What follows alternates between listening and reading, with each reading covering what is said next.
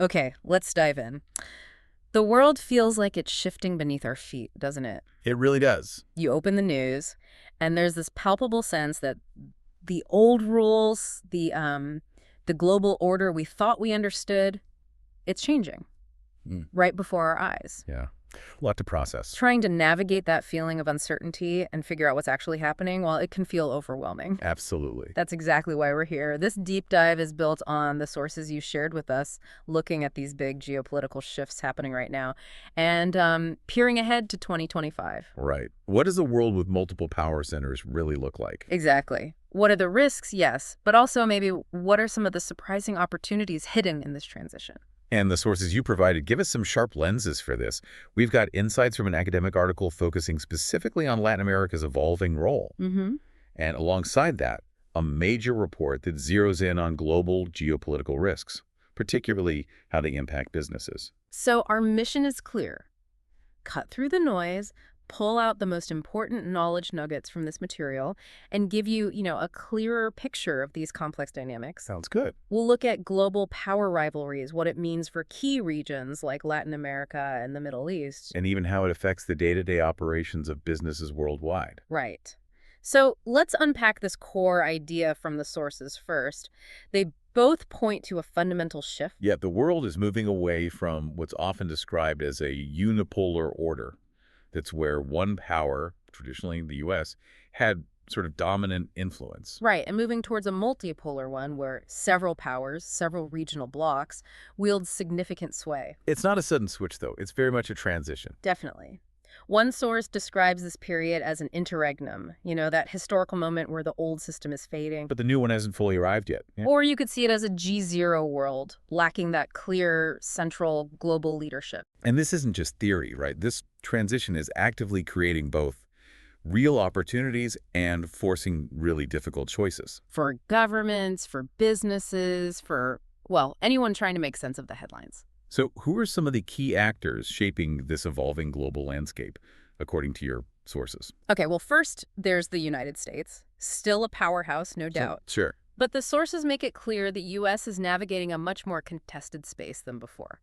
And the U.S. approach, particularly regarding China, seems increasingly defined by competition. Right. That competition is playing out in areas like technology restrictions, tariffs, trade policy. Yeah, the materials suggest the U.S. is likely to continue a more assertive stance on competing with China, maybe even shifting from that small yard, high fence idea to something broader. Okay, then you have China. The sources really highlight it as the economic powerhouse, continuously expanding global influence. Driven significantly by its economic clout, yeah. Yeah. China has immense investment capital and a laser focus on trade. And what's fascinating about their approach, as one source points out, is the long-term strategic view.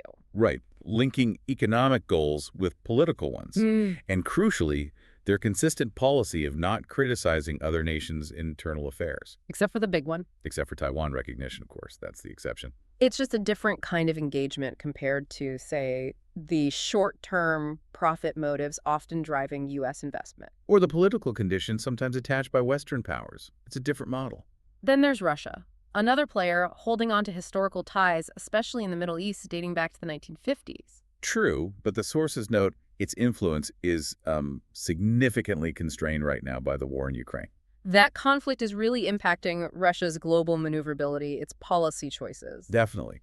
Yet it still exerts influence through direct interventions like in Syria or Libya. And it continues to be a significant arms seller, often without the political conditions others might impose. Right. And finally, the European Union. Your sources see the EU as a kind of natural partner for regions like Latin America. Based on those deep historical, cultural, economic connections. Yeah, the EU is a major trading partner and a significant source of development aid for the region. Though despite those ties, Latin America isn't currently the EU's absolute top geopolitical priority. That's also noted. Okay.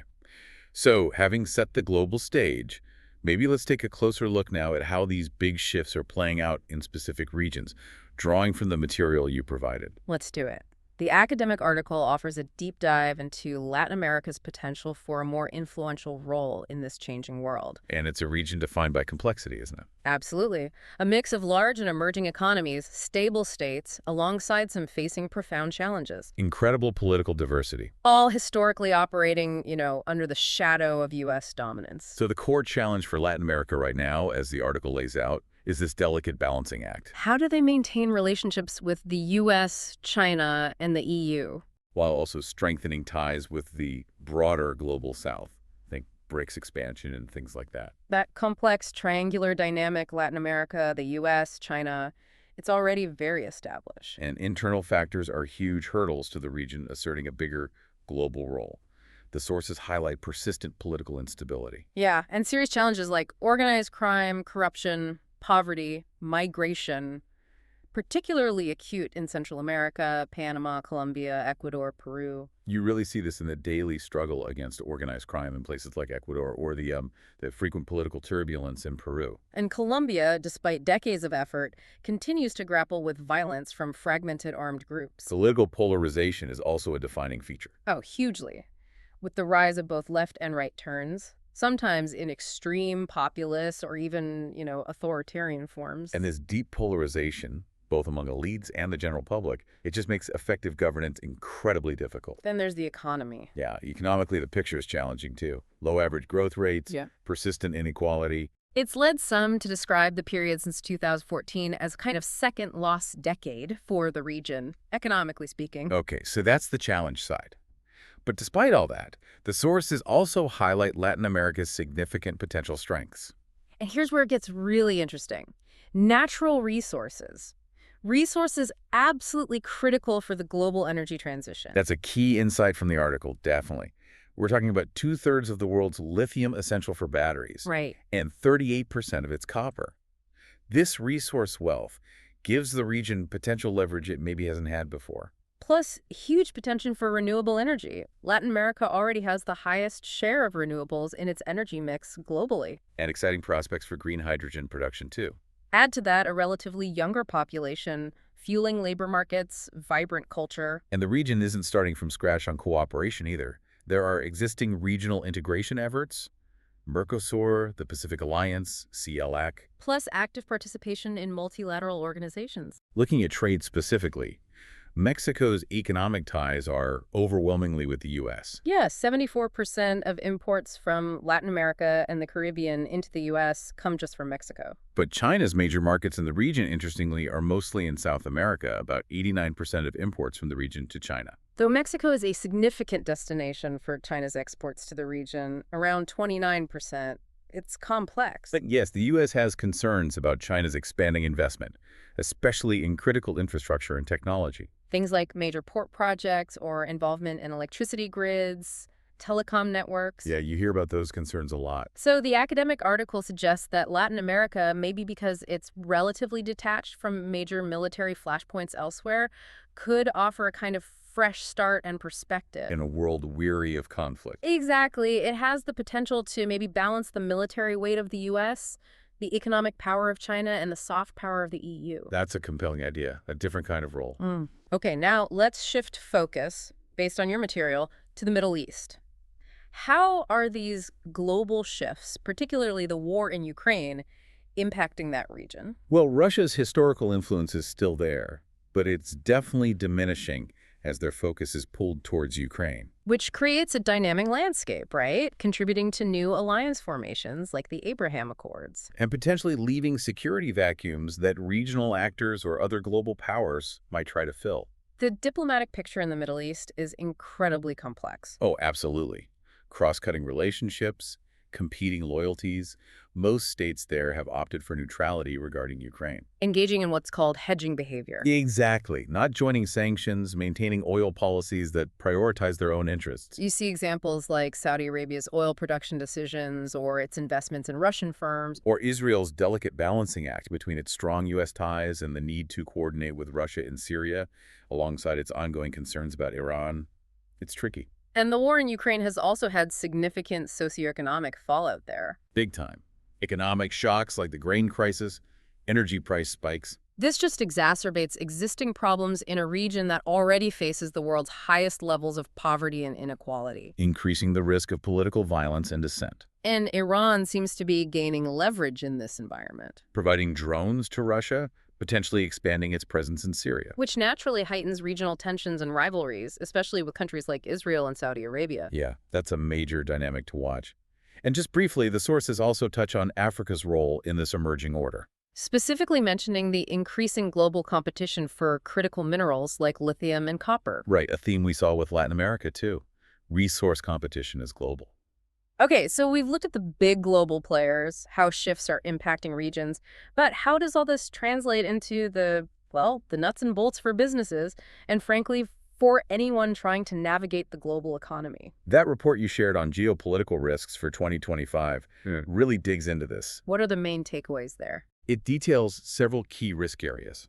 First are these tectonic shifts, changes in power, economic centers, trade flows, Meaning new trade blocs forming, new investment hubs emerging. and a significant rise in tariffs and protectionism globally. That report highlights a staggering increase in what they call harmful trade interventions. Yeah, jumping from about 500 a decade ago to over 3,400 in 2024 alone. That's huge. And this isn't just policy wonk stuff. It leads to potential trade wars that directly impact supply chains and increase costs for everyone. For sure.